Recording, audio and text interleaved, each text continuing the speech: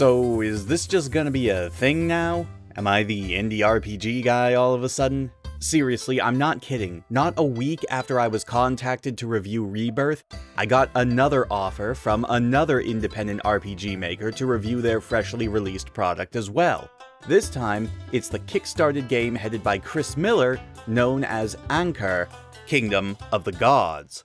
Disclosure time again, I wasn't paid for this review, I was merely asked to review it, I said yes, and they sent me both a physical and a digital copy of the game for the purposes of this video. Legal stuff over and done with, let's begin.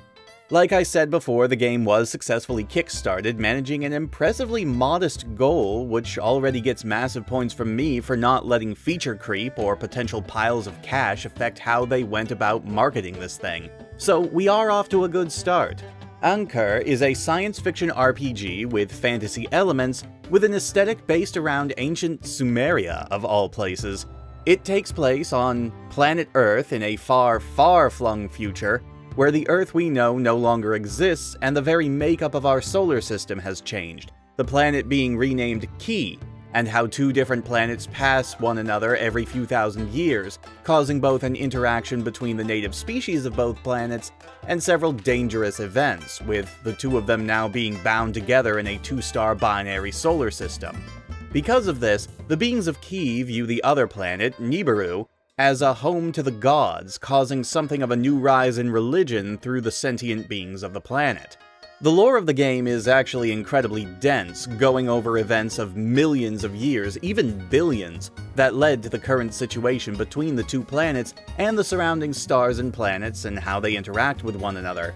It's classic science fiction at its finest, and the book even includes several star charts to give us an idea of the orbits of the stars and planets, the constellations, how long it takes for the planets to pass close to one another, and so on and so forth.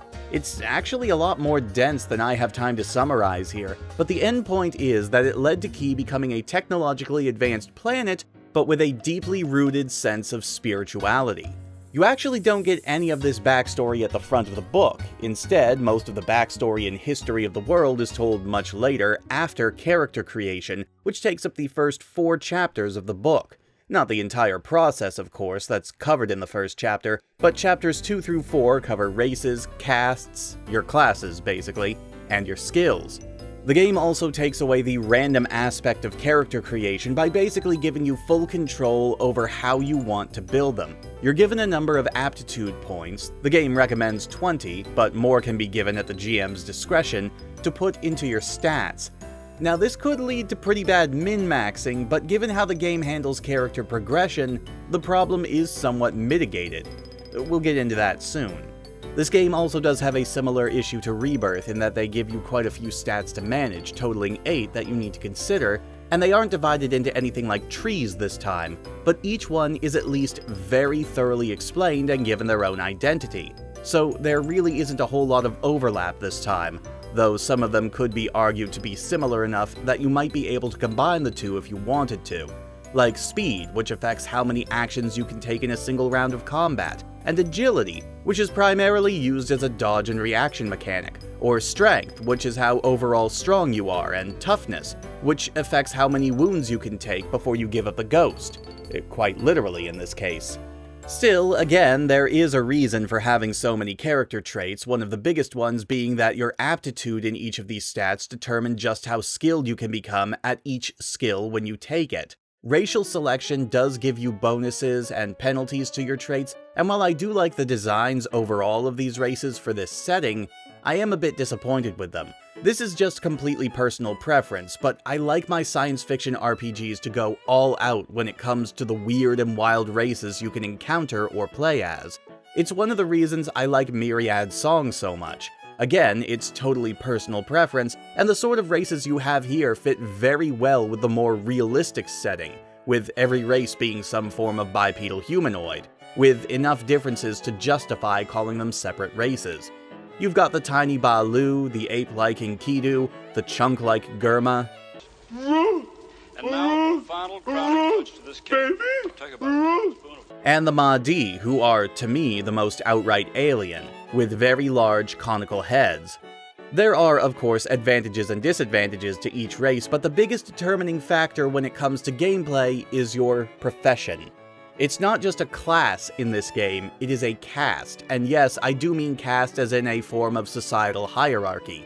Those with more civilized or desirable jobs, or those who bring in more acclaim, are higher up on the social ladder than those without. Barbarians, for example, are pretty much at the bottom of the pit, while builders and scribes are above that, healers and soldiers above that, and so on and so on. This gives a huge weight to choosing your class, not just because of mechanics, but also because of role-playing, as you have to consider how people around you, and even how other characters in your party, will talk to you or view you if you are in a lower or higher caste than they are. It also affects the groups of skills that you have access to as well. While no skill is forced on you, the types of skills you can learn and improve are dictated by your castes. A soldier is not going to have much use for eloquent speaking, for example.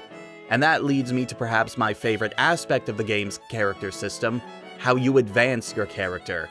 You don't have levels in this game, so there's no real way to just sum up how powerful you are just with a number next to your name. Instead, the experience you gather while playing the game can be spent on learning new skills, improving skills you already have, or increasing your existing aptitudes.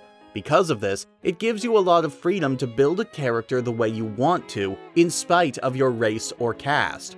Yes, you do have to deal with some bonuses and penalties that lightly push you in certain directions, but the modular nature of how you build your character means that you can go against the grain and have it work out pretty well for you. Something that most games that rely on levels and preordained techniques and skills don't allow.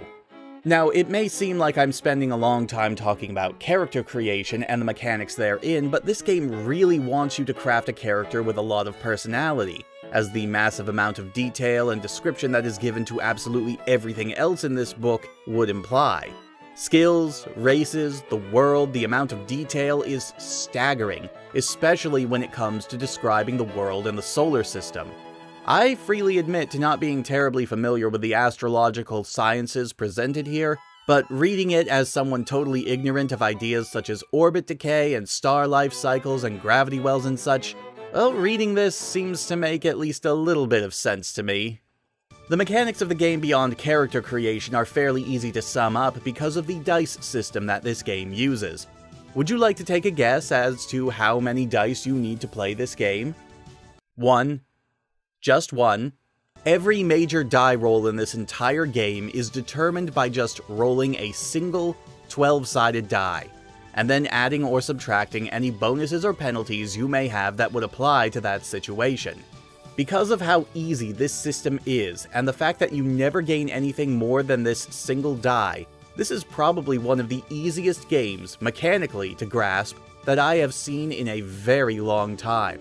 Even the D20 system, for as simple as that is to learn, still requires you to know which dice to know when and how many, and that can vary from character to character. Here, you don't have to worry about any of that. Despite the ease of learning the system, this book is super dense at just over 300 pages. It isn't something that is light afternoon reading, at least not if you want to have a perfect grasp on all the details in this world. A quick skim over some of the finer details makes it easy for you to understand the game's mechanics, but there is so much focus put on the world of Key and how everything operates, that even chapters like the equipment chapter, usually one of the driest parts of any player's manual, has a lot of world building behind it, as it intricately lays out as many details as it can from history to geology to geography, all in the name of its equipment. There's an entire chapter in this book dedicated to religion and what happens when you or other characters or NPCs die. Yes, there is a big element of fantasy to this science fiction world as well, leading to a similar air to what was established in Star Wars. The fact that the actual Game Master chapter in this book is only about 10 pages long and really only covers the basics of what would be expected of a GM in any role-playing game is a pretty big testament to the fact that it wants players to be just as immersed in this world as the one running the game, which is an idea that I can get behind. There is a lot of detail in the combat system despite, again, only using a single die for all rolls, but combat is far from the only focus of this game. It is character and world-driven first and foremost, and it also does something that I always appreciate from any game. It goes out of its way to give the game master plenty of tools to build their own adventure from scratch without expecting them to think everything up on their own, while also not railroading them into specific choices. It has a decently sized menagerie and bestiary to give you ways to quickly make encounters, as well as tons upon tons of examples of every scenario for every rule. And perhaps most important, ideas for adventures. It's no wonder the book is as thick as it is with everything that they shoved into it, and while it can feel a little wordy at times, particularly on the history front, I'm just a sucker for really well thought out science fantasy worlds, and this does not disappoint. I don't think I've felt this comfortable looking over an RPG since when I first talked about Ironclaw a while ago. Everything about this game just seems like if you're into science fiction at all but have never played a tabletop RPG game, this is a great place to start if you'd rather not go for the usual suspects. The game is available in both digital and print format from DriveThruRPG for $15 or $30, depending on whether you want something physical to put on your shelf. And given the sheer amount of game you get in one book, that is more than a fair asking price. Thanks again to Chris Miller Games for sending me a copy of this game for review. I am really glad that they did. If I haven't made it clear enough, this is a game that is well worth your time to check out. If you're a science fiction buff, or if you prefer games with complex worlds yet simple mechanics, this is a game that you don't want to miss out on. And any sort of negatives that I personally have with the game are very minor, and mostly stem only from my own personal taste and setting. The fact that I can't play as a sexy spider chick in this game, for example, is a little disheartening. Thanks again for watching, and I'll see you all next time.